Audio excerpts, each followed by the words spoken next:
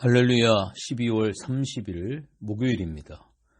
오늘 본문은 골로새서 4장 2절서부터 9절까지 말씀을 우리말 성경으로 봉독해 드립니다. 항상 기도에 힘쓰고 기도 가운데 감사함으로 깨어 있으십시오. 또 하나님께서 우리에게 전도의 문을 열어주셔서 그리스도의 비밀을 말할 수 있도록 우리를 위해서도 기도해 주십시오. 나는 이 일 때문에 매여 있습니다.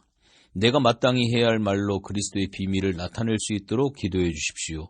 외부 사람들을 대할 때는 지혜롭게 행하고 기회를 선용하십시오. 여러분은 언제나 소금으로 맛을 내는 것 같이 은혜롭게 말하십시오. 그러면 여러분은 각 사람에게 어떻게 말할 것인지 알게 될 것입니다. 나에 대한 모든 소식은 두기고가 여러분들에게 전해줄 것입니다. 그는 주 안에서 사랑하는 형제요, 신실한 일꾼이요, 함께 종된 사람입니다. 내가 두기고를 여러분에게 보낸 것은 바로 이 목적을 위해서입니다. 곧 여러분이 우리의 사정을 알고 또 두기고로 하여금 여러분의 마음을 위로하게 하려는 것입니다. 신실하고 사랑받는 형제인 오네시모도 함께 보냅니다.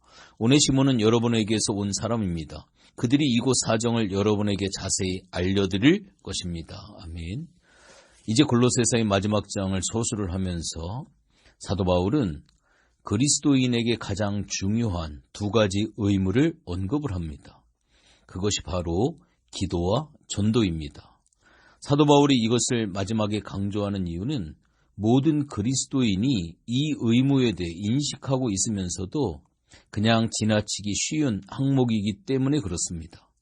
분주하게 살아가는 우리에게 사도 바울은 기도와 전도에 대해 어떤 도전을 주고 있을까요?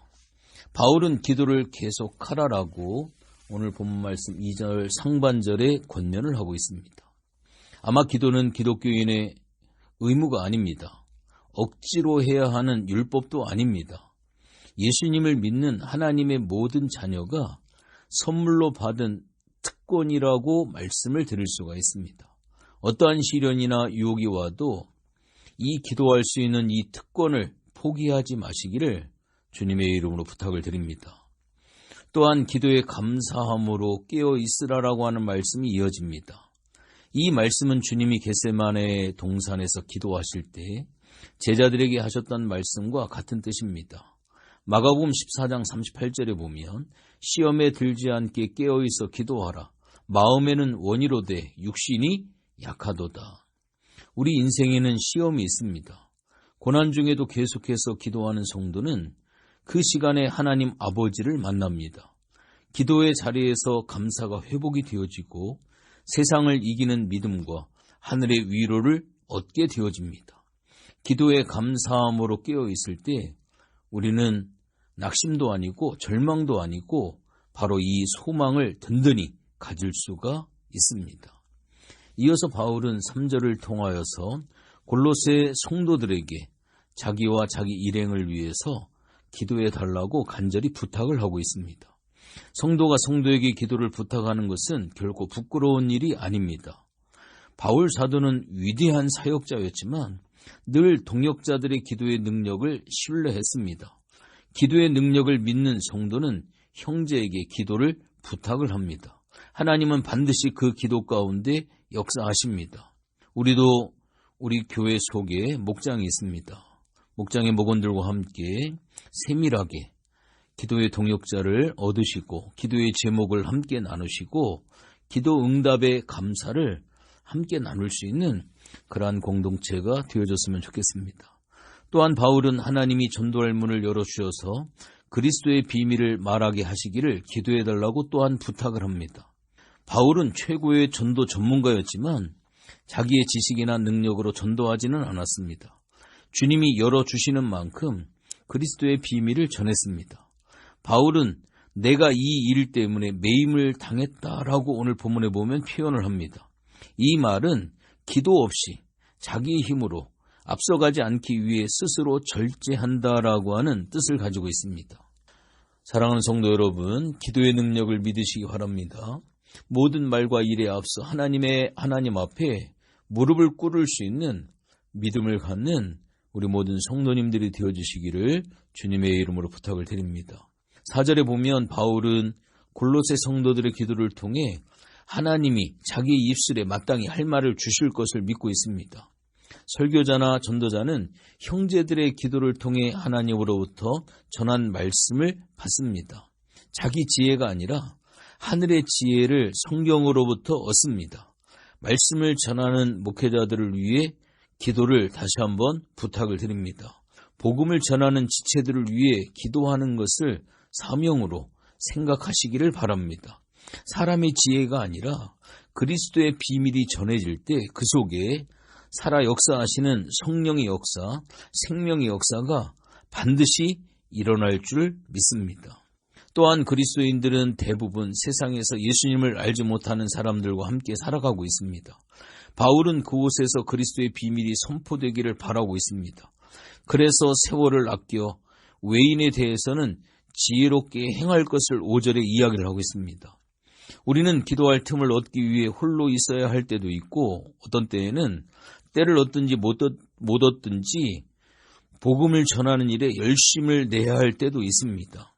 또한 계속해서 기도하는 사람들은 세월을 아껴 하루를 꽉 차게 살아가면서 복음을 전하는 하나님의 지혜와 능력을 얻습니다. 오늘 여기 6절에 보면 우리의 언어에 대해서 이야기를 하고 있는데 우리가 주의 있게 살펴보아야 될 말씀입니다. 성도들의 말은 항상 은혜 가운데 소금으로 맛을 내는 것과 같아야 된다라고 바울은 전하고 있습니다. 말씀하시고 그 말씀대로 이루시는 신실하신 하나님을 신뢰하고 복음을 전하기 위해 기도하다 보면 언어가 달라지고 삶이 달라집니다. 우리와 함께 계시는 성령께서 각 사람에게 마땅히 대답할 것을 알려주십니다. 잠언 25장 11절 말씀에 보면 경우에 합당한 말은 은쟁반의 금사과 같다라고 이렇게 이야기를 합니다. 주님은 오늘도 기도하는 저와 여러분들을 통해 하나님의 생명이 흘러가게 하실 것입니다. 또한 하나님의 은혜로 우리의 입술이 기도와 전도에 쓰임받을 수 있는 하나님의 복된 성도들로 하나님께 다시금 견고히 세워주실 것을 분명히 믿습니다.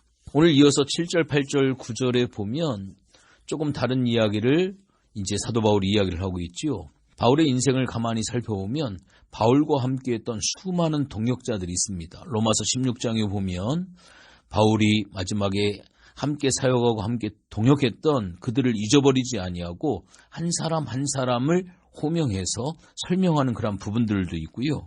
또한 이 골로새서에도 보면 또 수많은 사람들을 등장을 시켜서 바울과 함께했던 사람들을 설명을 하고 있는데 오늘 본문에는 두 사람을 이야기를 하고 있습니다. 그 중에 하나가 바울은 사랑하는 형제였고 신실한 일꾼이었던 두기고를 통해 골로새 성도들에게 자기 소식을 전하는 모습을 봅니다. 감옥에서 쓴 편지였지만 골로새서에는 하나님의 능력과 소망이 담겨 있었습니다. 골로새 성도들은 감옥에서도 바울이 변함없이 전하고 있는 하나님의 은혜를 통해 마음의 위로를 받았을 것입니다. 세상이 가하는 핍박은 하나님의 사람들을 결코 가둘 수가 없습니다. 그래서 바울의 옥중서신 가운데 이 골로새서가 포함이 됐는데 바울은 그 감옥에서 감옥 바깥에 있는 에베소 교회나 이 골로새 교회의 성도들을 너무나도 사랑한 나머지 그들에게 편지를 써서 두기고를 통해 그 사랑의 편지를 전달하도록 이렇게 했던 겁니다. 또한 바울은 신실하고 사랑을 받는 형제 오네시모를 함께 오늘 9절에 보면 보냅니다. 빌레몬으로부터 도망친 종이었던 이 오네시모가 감옥 안에서 바울을 통해 회심을 하게 되어지고 이제 바울의 동역자이자 형제가 돼서 골로새 교회를 향하게 되어집니다. 바울은 골로새 교회와 빌레몬이 오네시모를 용서하고 형제로 받아들일 것을 신뢰하고 있습니다. 성도와 성도 간의 온전한 신뢰는 요한복음 13장 34절의 말씀처럼 내가 너희를 사랑한 것 같이 너희도 서로 사랑하라고 말씀하신 주 예수님을 함께 믿는 믿음에서 나온다라고 하는 것을 우리가 볼 수가 있습니다. 오늘 이 두기고와 이 오네시모라고 하는 이 사람은 이 바울의 편지를 가지고 그때 당시에 1900km나 되는 차를 타고 와도 비행기를 타고 와도 한참을 가야 하는 그 먼 길을 두기고와 오네시모가 가게 되어집니다. 두 사람은 바울을 대신해서 힘겨운 일을 감당할 만큼 유능하고 신실한 사도 바울이 신뢰하는 그러한 사역자들이었습니다. 두 사람을 향한 바울의 칭찬이 오늘 기록이 되어져 있습니다. 이제 올 한 해가 얼마 남지 않았습니다. 이제 하루 남았습니다.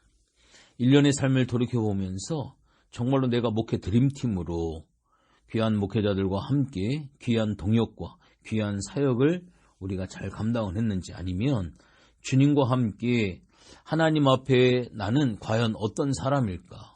주님의 가슴 속에 나는 과연 어떤 존재로 인식이 되고 있고, 우리 담임 목사님으로부터 과연 나는 어떠한 일꾼으로 과연 인식이 되어지고 있는지 한번 살펴볼 필요가 있고요. 정리하고 새로운 한 해를 맞이할 필요가 있습니다. 하나님께서 우리 귀한 성도님들을 축복하실 겁니다. 올 한 해 힘들고 어려운 상황들을 잘 이기셨고 보이지 않는 곳에서 맡겨진 사역을 잘 감당하신 우리 성도님들을 축복합니다. 한 해를 잘 마무리하시고 2022년도 하나님이 주시는 비전을 가슴에 품으시고 이제 하나님의 귀한 목회의 동역자로 오늘 이 두기고와 오네시모처럼 하나님 앞에 귀히 쓰임받는 귀한 일꾼으로 새롭게 헌신되어지는 여러분들을 기대하며 축복합니다. 하나님 고맙고 감사를 드립니다. 오늘 이 귀한 말씀을 통하여서 바울이 기도와 전도에 대해서 우리에게 강조하고 있고 또 이 귀한 사역들을 신실한 하나님의 사람들에게 맡김으로 한 팀이 돼서 귀한 일들을 이루어 갑니다. 바울의 가슴 속에 남겨져 있는 하나님의 사람들을 우리가 기억을 합니다. 하나님, 우리가 참 힘들고 어려운 시대를 살아가고 있습니다. 그러나 하나님의 가슴 속에 주님의 마음의 시원함을 들을 수 있는 이 마지막 시대에 하나님의 사람들로 온전히 세워질 수 있는 우리가 되어지기를 원하고 어떠한 분주함 속에서도 하나님 앞에 엎드리는 기도와 이 마지막 하나님께서 우리에게 맡겨주신 제자 삼는 사역, 복음을 전하고 하나님 복음을 딜리버리하고 나누는 이 귀한 사역에 헌신되어지는 우리 모두가 되어줄 수 있도록 도와주시옵소서. 감사를 드리며 예수님의 이름으로 기도했습니다. 아멘.